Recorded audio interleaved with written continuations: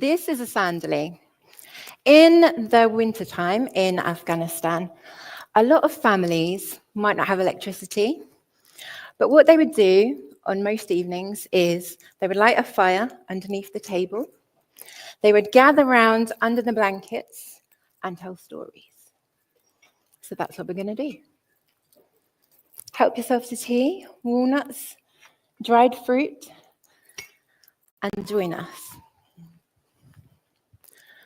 Today, I'm going to tell you a love story. Not a conventional love story, not romance, roses, marriages. They're always about marriages, aren't they? This love story is a true story about a girl that I got in contact with in Afghanistan called Noor.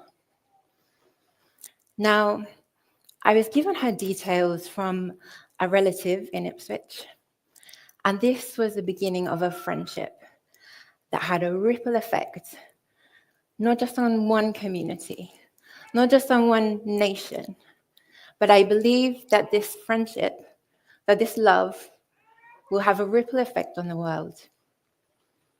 So let me tell you about her.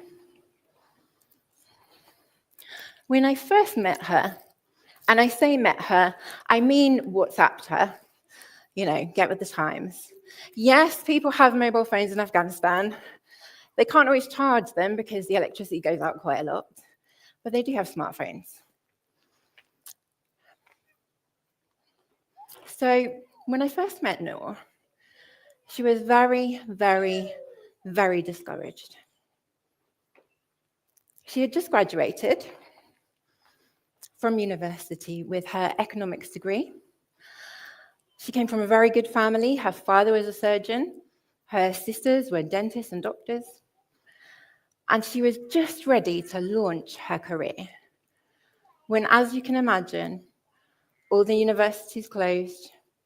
Women were told that they could no longer study from the age of 12, and her world fell apart. So what I saw back then was a small, tiny, beautiful, flickering flame of hope. And as I spoke to her, we were able to share something: authenticity. We were worlds apart, and I mean worlds apart, but we have the same human heart. I may not know what it is like to live in a war-torn country. I may not have experienced power outages or food scarcity, but I know what it's like to be lonely. So we connected on this very human level. Initially, we were introduced just out of kind of curiosity. I mean, I'd worked with refugees in Ipswich. I was passionate about bringing positive change, but this was different. You know when you just sat in the living room and then thing goes on your phone and you're like, oh, who is it? I used to get so excited. This friendship was purely platonic, but never ever underestimate the love that you can have for a friend. So when this began, we would talk about all sorts of stuff. Obviously, we come from different religious backgrounds, but we started to have these conversations where it wasn't the polarization of I'm right, you're wrong. And I've got to be honest with you, I have been caught up in that in the past. You know, the polarization with Facebook and the left and the right and the wrong, and it's like we're taught to hate each other. I've never hated Muslims, ever. And the connection that we had allowed us to respectfully, sincerely listen to understand, not listen to respond, not listen to defend, not listen to win an argument. Two people, worlds apart, Two women worlds apart, faiths apart. And yet, this connection, this love, has transformed my life. And I hope that it has transformed hers too. I watched her as she began to grow, like the little buds starting to sprout when winter has gone and spring arrives. As she started to call up an army of girls around her. We think of women as feminine, maybe even fragile. But I think of that phrase that Frida Kahlo said. I am not fragile like a flower. I am fragile like a bomb. And that's what I saw in Noor. She was initially this tiny flickering light in the darkness. And now I see an inferno. If you could see the ripple effects of this girl, this one girl, and all that she is achieving already, it gives me hope. It gives me hope for myself, for Afghanistan, for our world. Now, Rona and I, we were invited to the United Nations UK Summit in London last year. And we had a fantastic time. But I'd always seen that as being high up, rich, hoity-toity people who have come from a background of Eton and high education. And I never saw that as a place for me. But we applied and we were accepted. And suddenly, our voices were in a position of influence. And that was important. But what would we do with that position of influence? Noor was key to educating us. The news tells us so many things, some true, some untrue, some heightening racism, some baiting us against each other. But we spent time getting to know the truth of their experience. And this girl, I wonder if any of you have heard of the poet Rumi. Now, anybody from Afghanistan will make a big point about the fact that he was originally from Afghanistan and not Iran, which I will leave for you to debate. But either way, I believe that he is a man of great wisdom and insight. I read a story once by one of my favorite authors, and it was all about his interactions with a friend called Shams.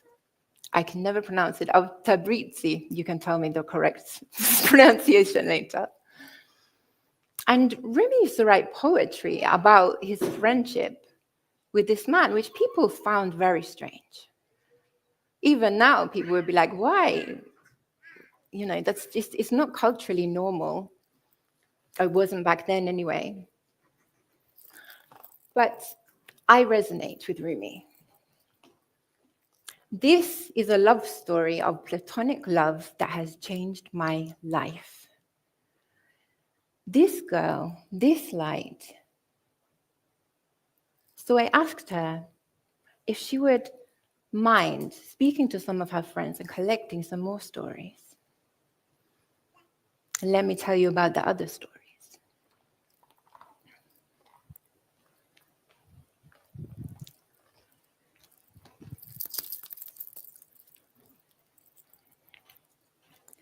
So, one of the girls, who is also a member of our team, is called Shapak. That's her pseudonym because you need to protect her identity. But Shapak identifies as a blue butterfly, and this is how I see her. She began doing coloring, drawing, sketching, and Noor showed me some of her work. I began to connect with her too. and she found a weapon in her hand. Our weapons of warfare are not weapons of warfare as you would think. She picked up a pencil. She started drawing. Her creative expression was an act of defiance. And then she picked up a camera. She began photographing things in her world. She began defying the Taliban, and would you believe it, she dared to photograph a living creature, which is forbidden. So there is this beautiful picture, which you can see in our exhibition, of a young girl holding a ladybird. This is a punishable act in Afghanistan. Can you believe that? She has captured such beauty. Beauty and insight in a world where she is risking her life to share these images with us. And I do not take that lightly. So please look at Chopak's amazing work in the gallery upstairs later.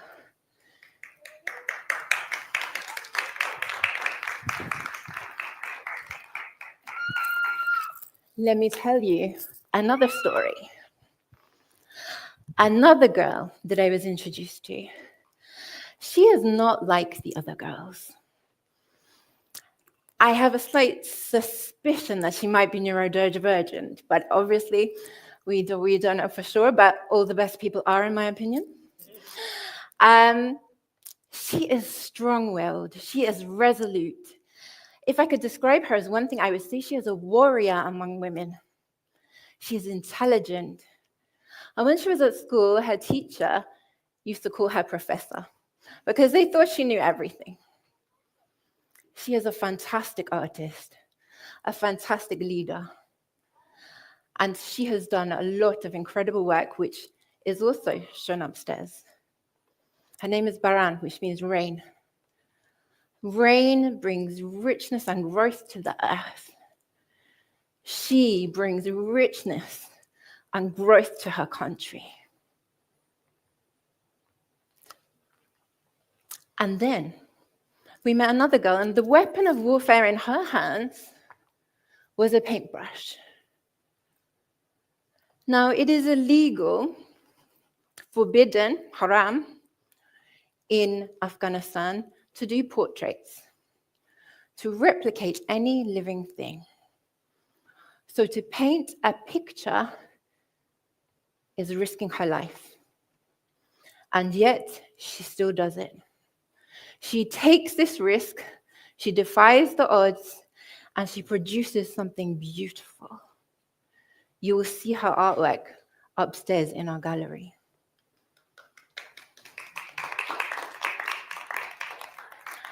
Now, there is one more person that I would like to tell you a short story about. And she is with us now, actually, Shafika, this wonderful lady at the back here.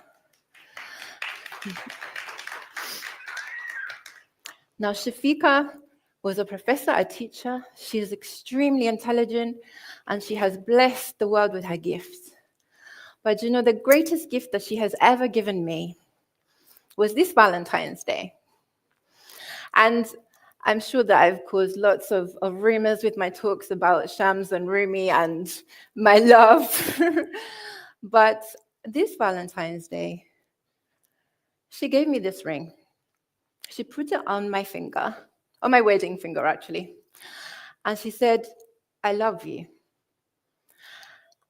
And I cannot tell you what that meant to me. Because Shafika and I, we haven't known each other that long. I mean, she's worked on the project, she's come to Almas. But our greatest weapon is love.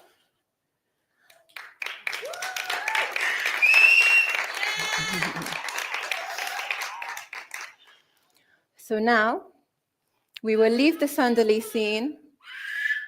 Our Noor will remain, and you will listen to her authentic voice. So listen to the voice of the girl in Afghanistan. Thank you. It is hard to live as a woman in a country where women are abused physically, mentally, and emotionally.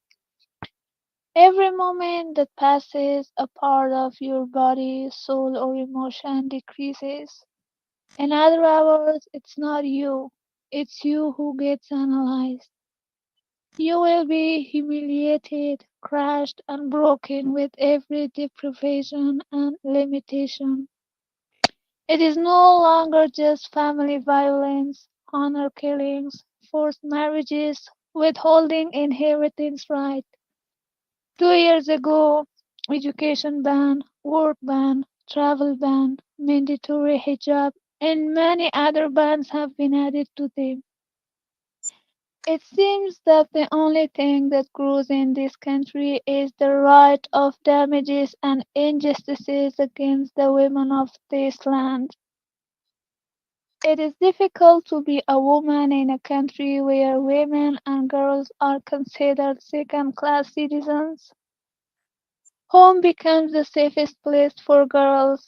Going out of the house becomes a shame for the family. Education of girls becomes the cause of deviance, indecency, and prostitution in the society. If a group of women and men are to be educated in the society, women should give up their right without a second thought. As always, they should be sacrificed. It is hard to be a woman in a place where it is believed that women's education does not lead to growth, but to distraction and corruption. Most importantly, women's irreligiousness.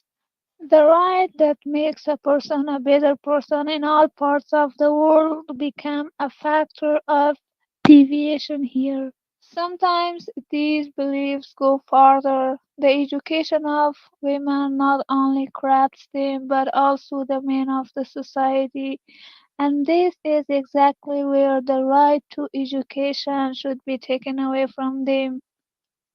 How can we expect women to be given the right to education in such a place? It is hard to live among people who believe in a just God but not in justice, believe in a universal God but not in science, believe in a God whose name is right but not in the right of people. Little by little, you doubt your own beliefs and opinions. Life becomes so difficult for you that you are ready to take away your ideas and beliefs. It is hard to be a woman in a place where people are surprisingly indifferent to violence against women, the issue of women, their rights, and deprivations is not a serious concern for anyone. If there is, it is only to the extent of speaking. No woman has the right to waste in such a place. Every woman should live in a country that promotes justice, a country where women are given the right to use their abilities and opportunities, where women can step beyond being alive, they can live. I need to tell you that the person that Noor is today is nothing like the tiny flickering flame. She is strong. She is a leader. She is working to help women in a medical setting now. And honestly, we just need to invest in people. She invested in me, and I have grown. I am not the same person that I was when I met her. But as women, sometimes we compete against each other, sometimes we backbite, and there is no need. We are not competition. We need to stand in solidarity. We need to stand side by side. We just want you to imagine Nora standing here with her tiny flickering flame, but each one of us stands here with a flame beside you. We are with you.